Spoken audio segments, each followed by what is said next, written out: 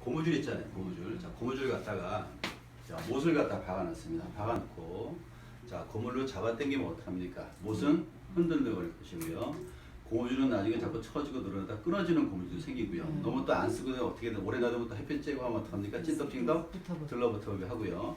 또 어떤 고무줄은 때가 막히고만 찐덕찐덕 푸석푸석하게 또 먼지가 낀다 이럽니다. 그래서 네 가지가 옵니다. 자, 무슨 얘기냐면 어깨는 회전근이 있습니다. 회전근. 자, 못이 여기 있고요. 고무줄들이 여기 들어갔다고 사시면 되겠습니다. 우리가 막 써먹잖아요. 써먹다 못합니까? 근육이 자꾸 잡아 당기다 보니까 염증이 자꾸 생깁니다. 염증만 생기면 좋겠는데요. 그런 분들 막 아파 죽겠다고 하다가 염증 가면 돌아가고 괜찮아지거든요. 그런데 점점 끊어져 버려요. 회전근이 끊어지게 되면 어떻게 되냐면 팔은 올라갑니다. 아, 아파요. 아유, 나 팔은 올라가요. 아, 내리면 떨어져 버려요. 이게 끊어지면 그런 현상이 생겨요. 그런데 엑스레이 찍어봐야 끊어졌는지 늘어난지는 알 수가 없다 이겁니다. 보통 사진 찍고선 난 어깨는 괜찮다고 넘어가는 경우들이 많은데 손상된 경우들이 많죠. 그 다음에 이게 찐덕찐덕 들러붙습니다. 들러붙게 되면 안 돌아가겠죠. 그럼 어떡합니까?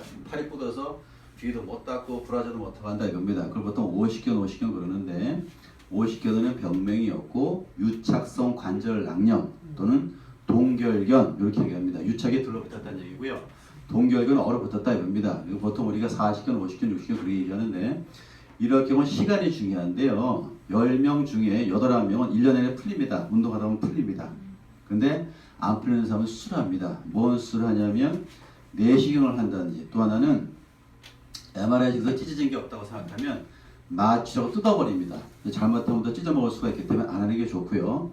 찢어먹은 사람도 수술하는 경우가 생기는데 조금은 끊어지면 괜찮습니다. 치료는 가라앉고 좀 견딜만해지는데 너무 많이 끊어지면 통증이 심해지겠죠. 그럴 경우도 수술까지 가는데 보통 열의 압은 내시경을 하고요. 열의 한 명은 째고 수술하는 경우를 해주는데 수술해주게 되면 한 80%, 90% 정도 좋아집니다. 그런데 보통 한 2달 정도 고생을 많이 합니다. 재활치료도 해야 되고 고생을 좀 많이 하고요.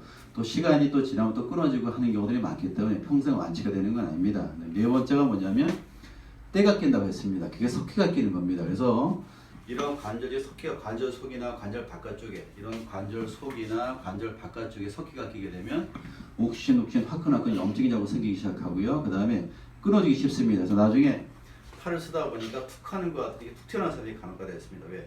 근육이 끊어져서 말려서 그래요. 그런 경우에 째주고 이어주고 수술하는 경우도 있지만요. 옛날 쪽으로 100% 다 회복되진 않는데 사시면 되겠습니다. 그래서 회전근이요. 크게 네 가닥이 있는데요. 여기는 주로 근육이 어쩌냐면 이렇게 찾아옵니다. 같은 근육입니다. 그 다음에 여기도 근육이 이렇게 찾아오는데요.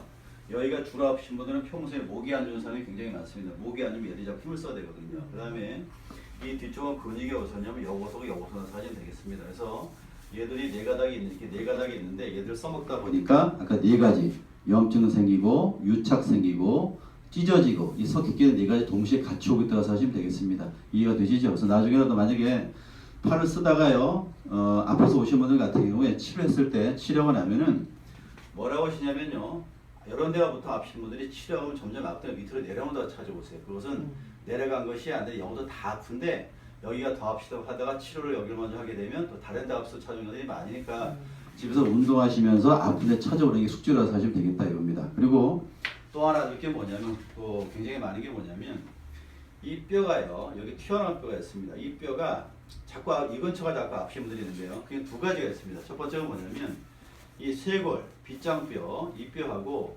이 경봉이라는 뼈를 잡아주는 인대가 있는데요. 인대 뼈를 잡아주는 게 인대라고 했잖아요. 이런 인대들 갖다가 많이 손상된 경우에 뭐 운동을 했던 과도하게 써먹었던 다쳤던 간에 손상이 되게 아픈 수가 있고요. 또 하나는 뭐냐면 이 뼈가 선천적으로 밑으로 튀어나오는 사람이 있습니다. 튀어나오다 보니까 팔을 쓰면 쓸수록 밑에 지나가는 극상근이라는 근육이 뼈 밑을 지나서 여기 가서 붙어야 되는데 그걸 찢어먹는 경우가 있습니다. 그럴 경우에도 찢어지게 되는 경우가 있는데요. 그럴 경우에 너무 찢어지게 되면 어떻게 되느냐? 끊어져 갖고 뒤로 말려 올라가게 됩니다. 그럴 경우 어떡하냐? 뼈를 깎아주고 이걸 당겨서 이어주는 수술까지 가는 경우도 간혹가 있다고 하시면 되겠습니다. 이해가 되시죠? 그래서 나중에 어깨가 없으니까 그게 네 가지가 있고요. 염증은 생기고 유착 생기고 찢어지고 이 석회끼는 네 가지가 동시에 같이 오고 있다라고 이해하셔야 된다는 얘기고요. 그리고 아픈 데가 여러 군데가 다 아픈 경우들이 많다는 걸 이해하셔야 된다는 얘기고 운동하는 게 중요하다. 그래서 스트레칭 운동을 많이 해야 되고 또 밴드 운동도 있습니다. 그것도 꾸준하게 해주면서 관리하는 것이 더 중요하다. 이렇게 생각하시면 되겠습니다.